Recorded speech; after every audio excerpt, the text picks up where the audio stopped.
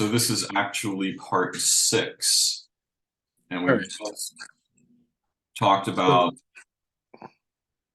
her helping you understand how to argue against Harvard, the museum she works for, Yeah. to succeed in repatriating Blackfoot traditional belongings. Yeah. Yeah. So that was Anne-Marie Victor Howe. She helped me out to make sure I had a successfully written claim. The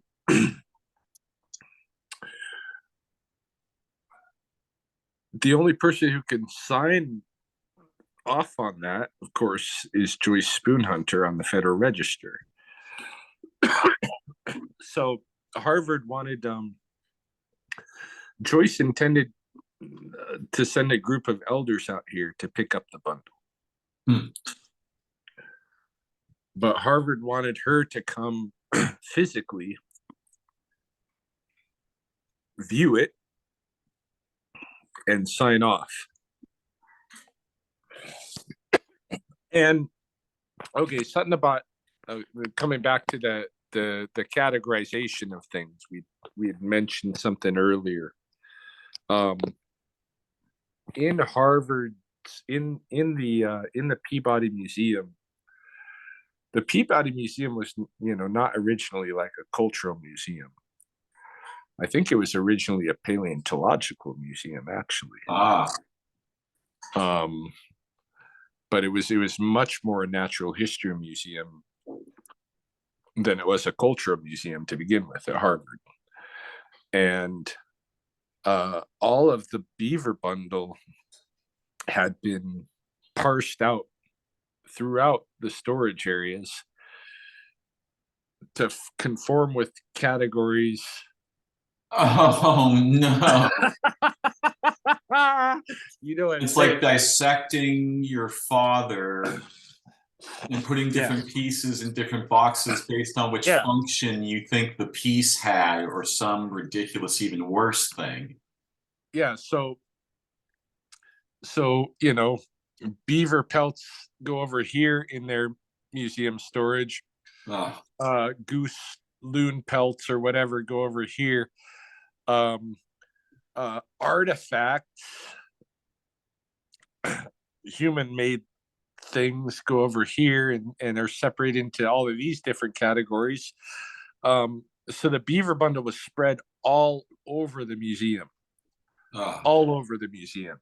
Was there a central index of what the Beaver Bundle originally contained that you could work from? Yep. Okay. Yeah, there was an original inventory. And for the most part, they had all of the things, all of the items of the bundle. What was really missing was this a bag. They call them corn husk bags now, but that's just a colonial era thing. There's a type of a basketry bag, almost like a purse, that was made on like just over the mountains from here, Salish, Kootenai, those areas.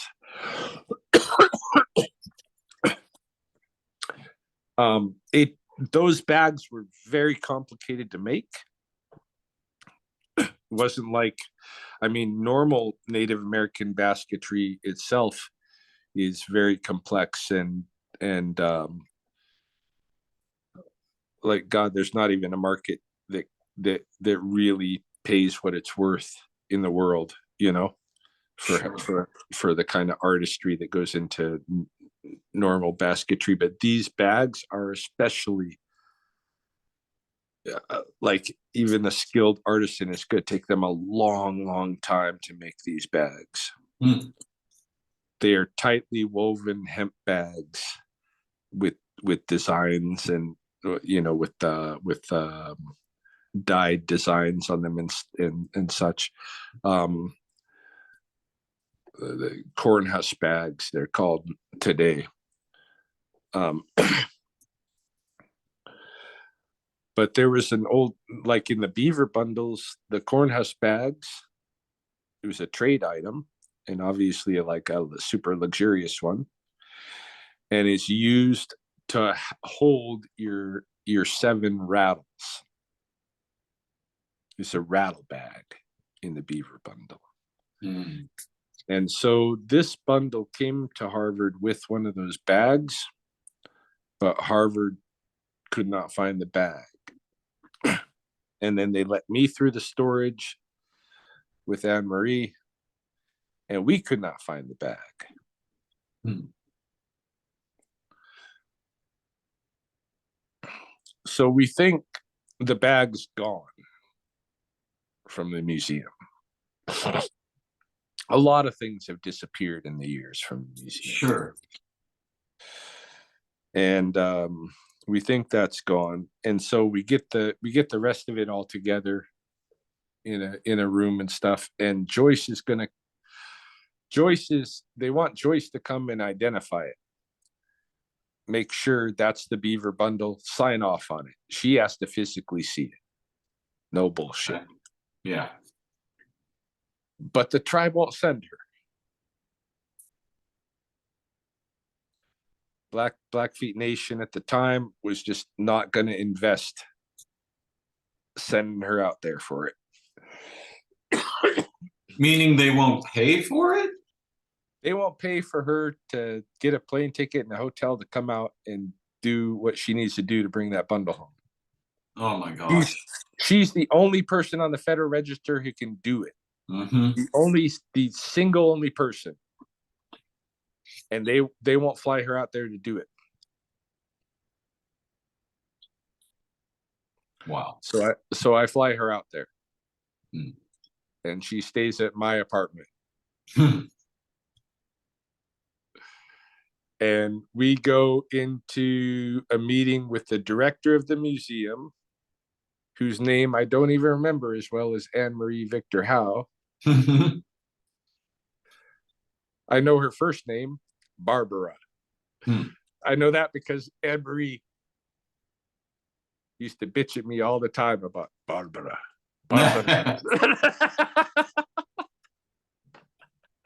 So I remember her. That's why I think I remember Susan too. But Barbara meets us in this fancy room at a long table, and there's art paintings of all of these like Harvard presidents or something, Right, around the room.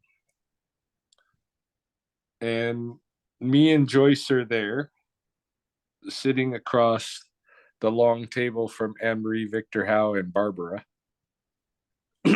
And Barbara says, "You have to appreciate this is Harvard." She was British. I don't even have right. a good British accent. Right.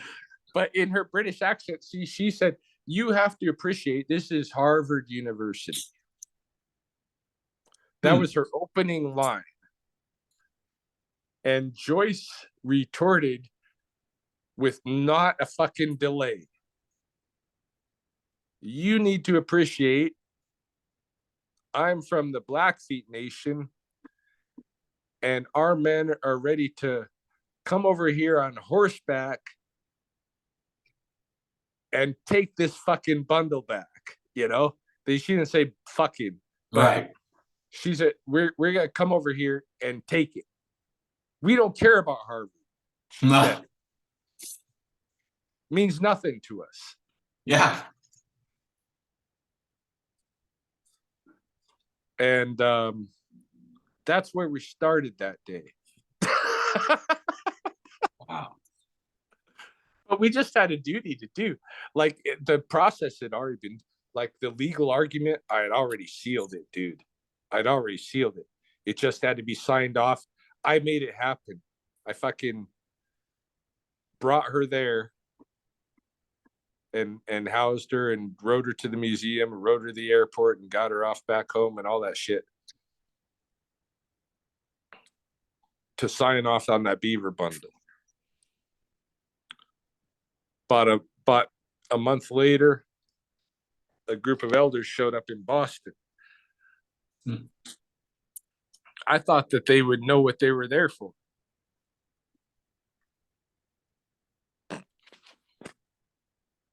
Nope.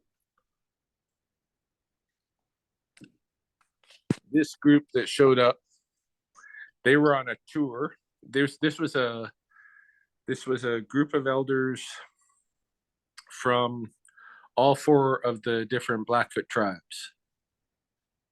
So it included Carol Murray from Skapipikani, the Southern Blackfoot in Montana, and Tom Black Weasel from Skapipikani in Montana. It included Alan Pard from Apatosipikani in Alberta. It included Frank Weaselhead, Martin Heavyhead, who would become my father-in-law, Narcissus Blood, who would become my best friend for 2 decades, Les Healy, Annabelle Crossbeard Wolf, Alvine Mountain Horse from the Bloods.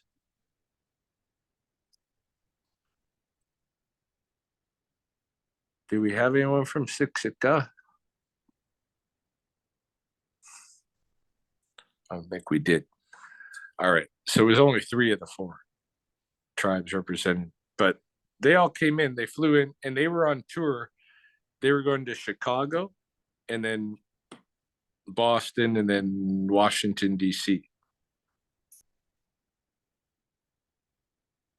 Or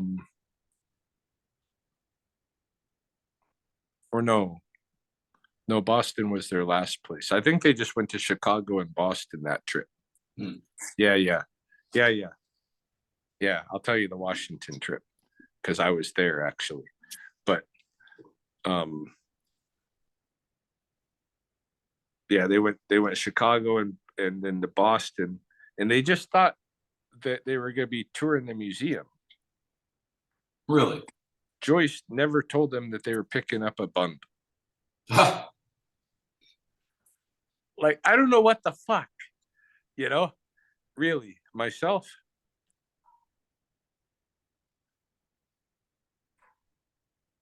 A lot of I don't want to talk bad about Joyce, but anyway, it was weird to me that I had to fly her there.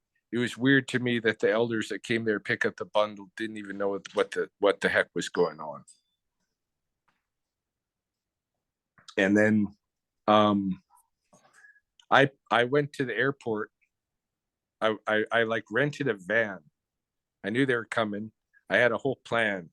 Hey, we were gonna go pick up the bundle at the museum, and then I was gonna take them. I knew their plane flight wasn't for a couple of days, so I was gonna take them out of the city into Connecticut to Foxwoods, to the Mashantucket Pequot tribe. There's a big casino hotel there. It's a lot of fun, and we were going to stash up there for a couple of days and then go back to their flights and such, right? So I rented a van, like a 10-person van or something, like a big van, and I went to the airport to pick them up, and I missed them somehow. They'd got taxis or something. They got to their first hotel, and so I drove over there and I talked to somebody there. I can't even remember who I met there. Might have been Les Healy. Might have been Narcissus. I can't remember. But the gist of it was, all right, well, we'll see you in the morning. You can come pick us up and we'll go to the museum. And so that was what was intended anyway. I was just going to try to give them a ride to their hotel so they didn't have to pay for taxi. Sure. But anyway, so in the morning, I went over there to pick them up, and they were all ready to go and got in my van and everything. And we started going driving. I started driving over to Harvard, and I was telling them, yeah, we got the Beaver Bundle, like everything stashed off in one room. But it's all pulled apart because I told them how they had it all over the museum, Right. And so you guys are going to need to like put it back together and sing it out of there. Ah. And I seen them like looking at each other like, what the fuck? What's going on? And they're all like, what? They had no idea. They didn't know who I was. They thought I was somebody working for Harvard. They had no idea they were there to pick up a bundle. It was all hitting them off guard, but they rolled with it. Yeah. And I've known these people for the rest of my life now. This is decades later. It's great to be able to like think back on this and think, they were all in that predicament, and they were just rolling with their like, yeah, fuck yeah, we're gonna take a bundle, like they didn't question nothing, didn't ask a question. They just, we're going with whatever. What does this guy say? Okay, so I could see them kind of like figuring out, who's gonna do what and shit, right? And Alan was the only one that, Alan and Frank, hey, seemed to be the ones that like all the locusts were on, all of the fucking, you guys are gonna really have to handle this stuff. So we get to the museum and we go into the room where all the bundle components are. And Alan starts like physically putting the bundle together. And Frank is like discussing things with him as he's doing it. I don't know what the hell they're saying because they're talking in Blackfoot. Yeah. Martin calls me over to him because he's picked up this like tobacco cutting board from the bundle. And Martin calls me over to me. He's like, what kind of wood is this?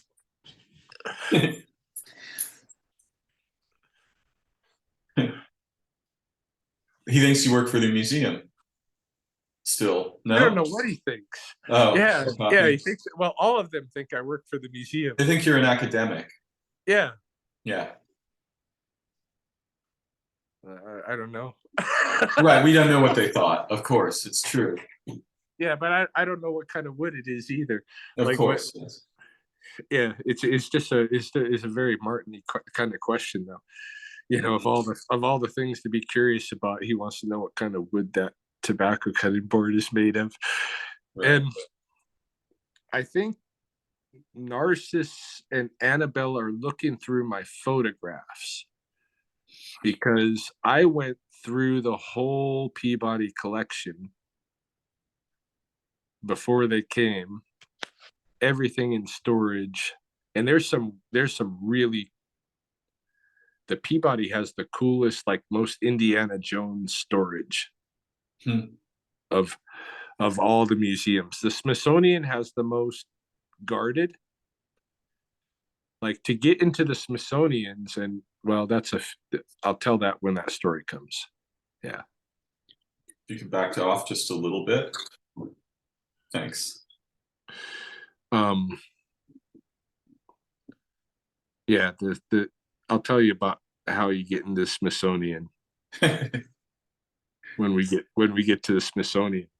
But Harvard has the coolest secret little chambers and shit full of like little tiny like elf like doors that you have to climb little ladders to go through, and you move through this little door and it opens up into this gigantic fucking storage of world treasures. Wow. you know. Harvard's, yeah, sorry. I can see myself in the camera. I know how I'm depicting myself. I'm cool with Okay, it. I know. It I don't just know about helps. you I being just want to cool. see your whole face because I want to see your facial expressions. There we go. Yeah. Um, so I've taken pictures of everything in Harvard that's Blackfoot, that is listed as Blackfoot. They may have other things too. Ah. And that's other stories. I've gone back there for other things. But um but I took pictures of everything, and there is a pipe in there and a headdress in storage that are very interesting to the Horn Society, and that pipe is what's called a Caesar's pipe. It's a whole different kind of bundle that's now, I don't know if we'll be able to renew it. Alan could have, Ah. but it didn't get there. There were components we were looking for. They had the pipe, and we could have made the other components even, but anyway, Harvard had the pipe, and they had this headdress, and Narcissus and Frank were looking at my pic, or Narcissus and Annabelle were looking at my pictures, I think, and probably Alvine, that's Narcissus' wife, and then they start asking Barbara if we could go look at those things. Hey. And so, and then in the midst of that, someone brought up, like, where's the rattle bag? I think Alan was like, where's the bag? It's on this original list. And they were like, oh, we looked for it. And he's like, if you guys are going into storage, why don't you look again? So we went off on a journey, a bunch of us from the group, probably half the group. I know Narcissus was in it. Frank was in it. Alvine. I think Annabelle was with us. We went off to and Carol Murray, most important, was with us from Scapi Picani, from the Southern Blackfoot. And so we went off looking in. First, we went into the exhibit, and they opened up the glass case so we could look at the women's society headdress that they had on exhibit. Oh yeah. So we took a look at it, and Narcissus told the museum, this is a very important, told Barbara, this is a very important headdress from our women's society. But because you are willing to give us the Beaver Bundle back, we promise we will never ask for this headdress in the future.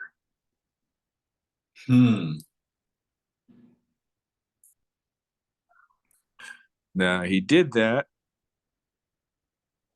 I subsequently learned,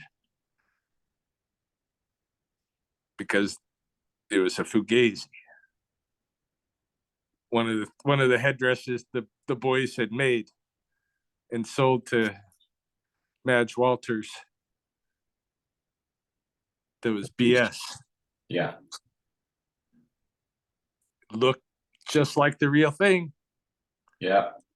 But you know what gave it up? No sun, no paint, around the brim anywhere. Like the people who would have worn it would have been painted. Yeah.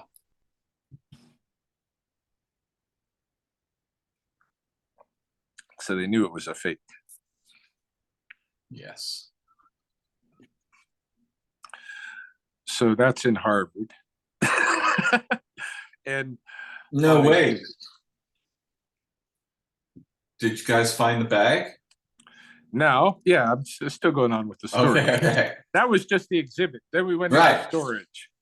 We went into storage, and the first things that the people, were interested in was like Frank being a Horn Society elder, and an Anamska, which is very much like a Caesar's pipe, almost like Caesar's pipe is kind of in between beaver pipes and thunder pipes. But Frank was really interested in seeing those things. And so we went up into that secret little like elf door storage area, the really cool area where that shit was, and pulled those things out. And Frank was telling Barbara when the headdress was in front of him, he got really a serious look in his eye. And he's telling Barbara, I have the transfers for this headdress. I can put it on and walk out of this museum, and there's nothing you can do about it.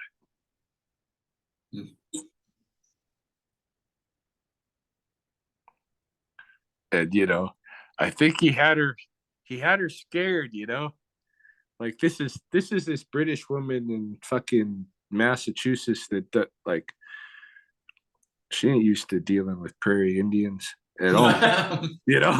Right.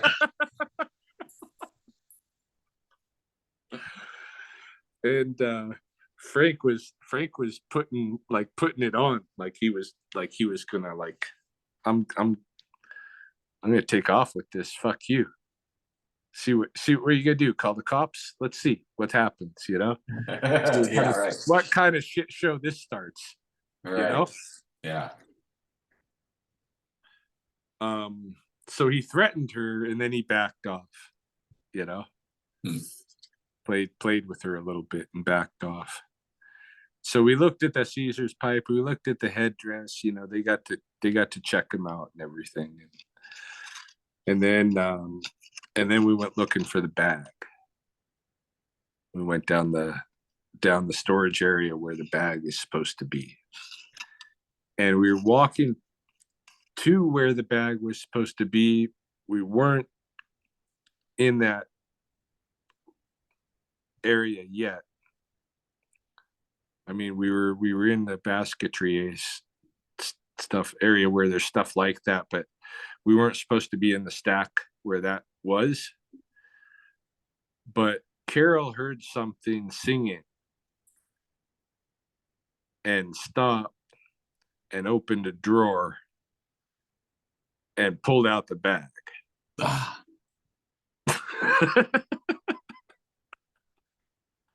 Yeah. And there it was with the number and everything. Wow. Carol Murray. Yeah. There were other corn husk bags in there. It was like it's like she just, I don't know how she said she heard singing, but the museum didn't even think to check in that area obviously there was other corn husk bags there. Category. Yeah, right. They're the category system, right? Yeah. It was a drawer with a bunch of them. And she just kind of like went through them, and there was the one with the right number. She pulled it out and it looked old as fuck, like it should. Uh-huh. Yeah. No rattles though. What's that? No 7 rattles. Oh, the rattles were already with the bundle. Oh, really? Wow. We were just missing the bag. Oh, yeah. Yeah. So we went back up. You know, by that time the bundle was put together. They just had to put the rattles in the bag. And then we sang it out of there.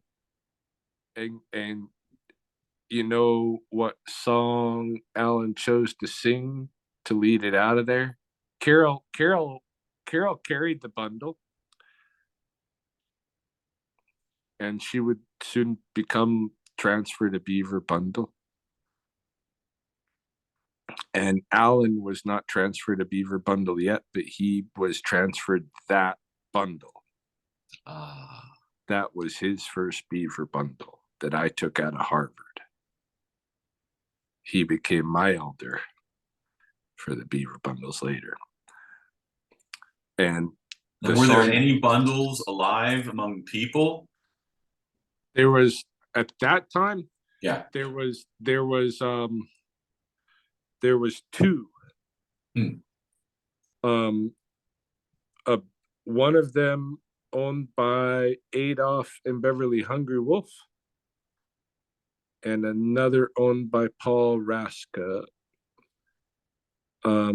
Basically, that, you know, like none that were really like inside the tribe.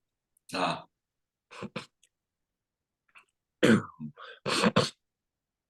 mean, Paul, you know, Paul's like, none of them were like, like both of those bundles were functional and everything, but they weren't like, once Alan got going, that's when the Beaver Bundles started back up.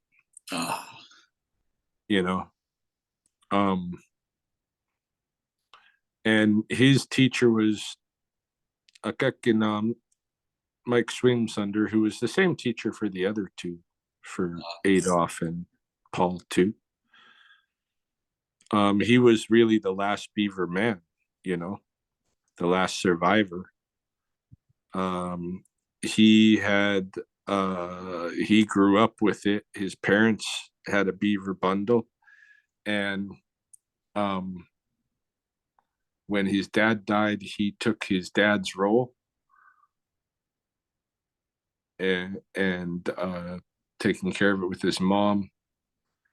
And then when his mom died, people stopped coming to the ceremony. And then when people stopped coming to the ceremony, he took his bundle and brought it to the river and gave it back. Gave it back to the water. He thought it was done. And that was like in 1960 something that he did that. And then, you know, mid 1990s, we're bringing Beaver Bundles back. Sexy too.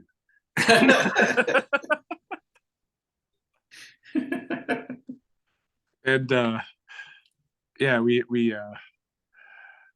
brought that one back from Harvard, and that was transferred to Alan. Now, the song that was sung coming out of the museum was the Snake Man song, When He Cried Anyway. Really? The victory song. Yeah. Yeah. Yeah.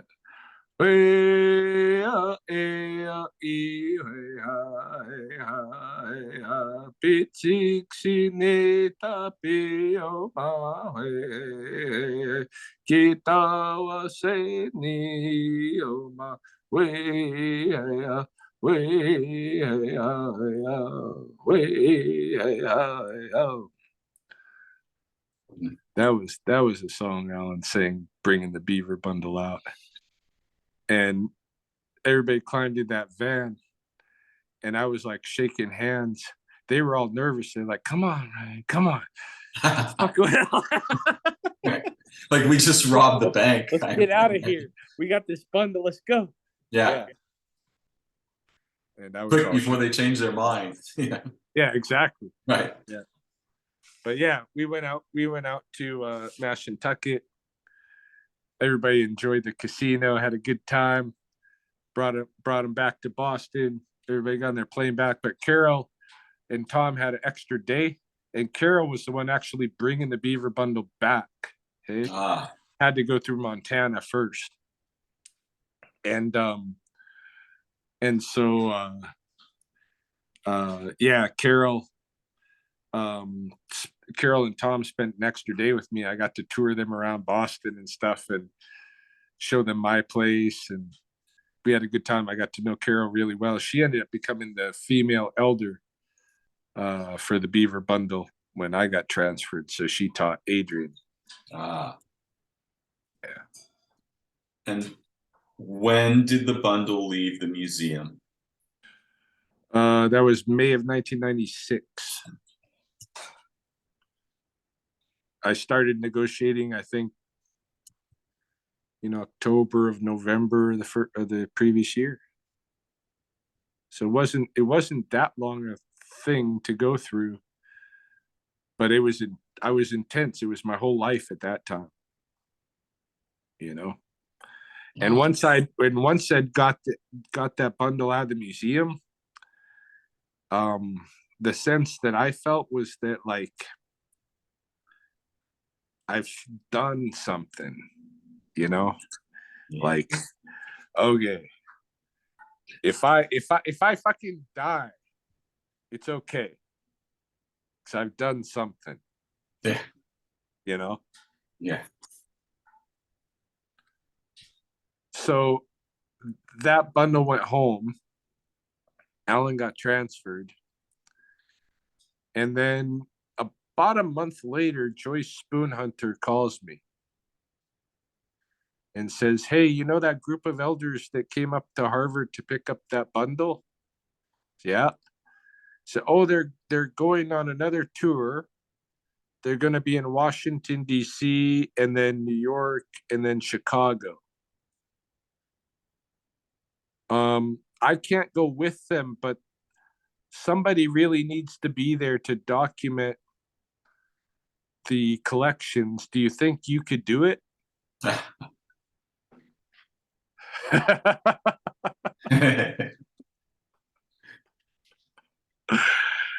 So yeah, I used what was left of my GI Bill. Went on tour with the elders. I went to meet them in Washington, D.C. They had no idea I was coming. Joyce didn't tell them. I showed up at the Smithsonian, or no, was it at the Smithsonian? No, it was at the hotel that we were going to stay at that night, I think.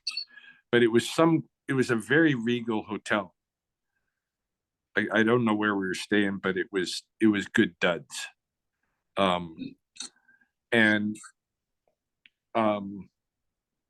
I remember seeing 4 or 5 of the elders sitting on a marble bench